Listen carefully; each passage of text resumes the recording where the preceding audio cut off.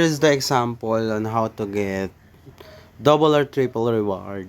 I call it triple because also you will also get the SBS reward together with it. Okay, so let's start.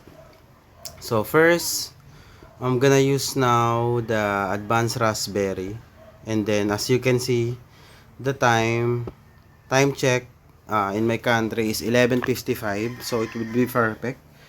You need to check the colony action. And then from here, check the calendar. It's here on top, beside the colony action, the calendar.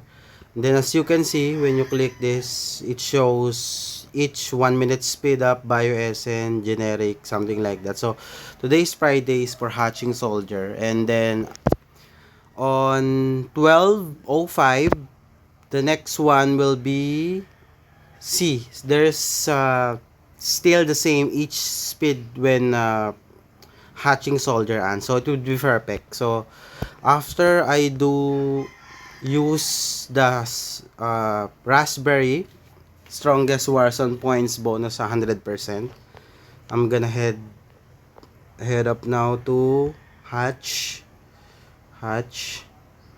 So I'm just continue doing that until I get the colony action, this one, until I get it all. I really need this. Alright. Hatch again. I need a lot of T10. Hatch.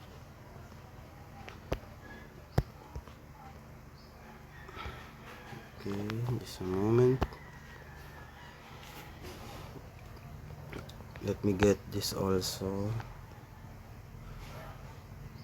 Okay, since the T10 gonna take a lot of speed up, it's gonna eat a lot of speed up item. So I would prepare to hatch the T9 first until I get those all SBS, all the SBS reward, and then I'll go ahead next to T10 later. Okay, so I'm just gonna hatch this T9 first. T9. Okay, that's it. I got the... This is now called double.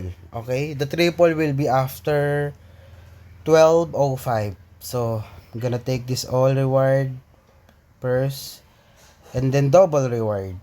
Okay, then the third one after 7 minutes, I think. Yeah, that's gonna be 12:05, because now in my time is 11:58. So after 7 minutes, the colony action will open again for mass development, which have each use 1 minute speed up when hatching soldier. So that will be counted as third triple reward.